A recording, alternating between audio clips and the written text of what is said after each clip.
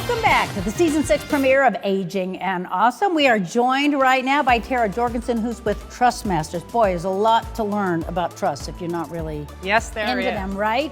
And we all need to kind of be thinking about them.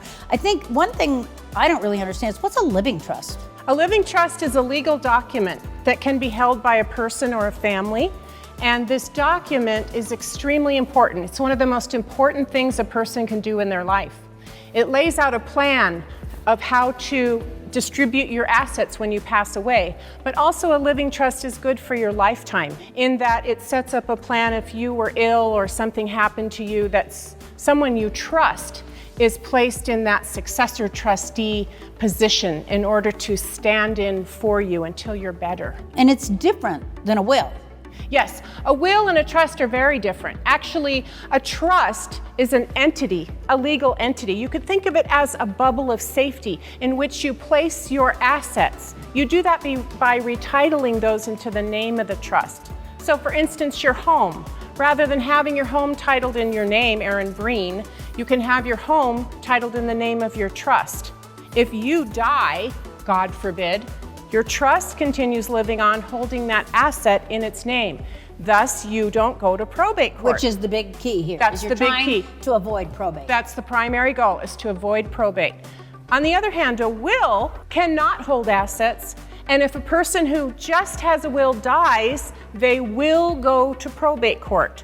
And in probate court, it has to be proven who owns their assets, and through a long, arduous, expensive process of probate, that will is proven, and eventually, after maybe, sometimes a couple years, the assets are distributed to perhaps the people who should have them, but maybe not. So it really protects you. Yes, the trust is the entity and the will is the distributor of the assets. So they work together like partners. Okay, you need both. Say you have a plan set up. You come in, talk to Trust Masters, figured out how to set everything up for yourself.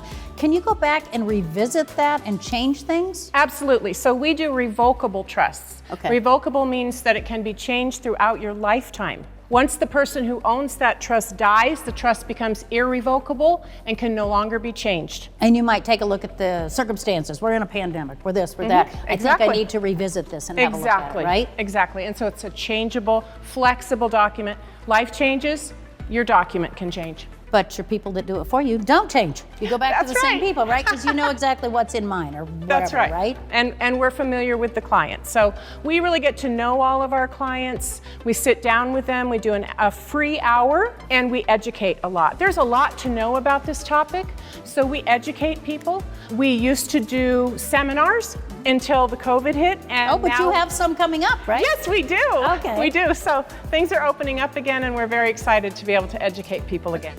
Boy, you answered all my questions. So I want to ask you a question. Oh, what would that be? Do you know the difference between a mud puddle and a geyser? No. Enthusiasm! Tara Jorgensen with Trust Masters, thank you so much for joining us here today. And if you want to get a hold of Tara, just check out, we'll have a website and a phone number for you on the screen. Thank you, Erin.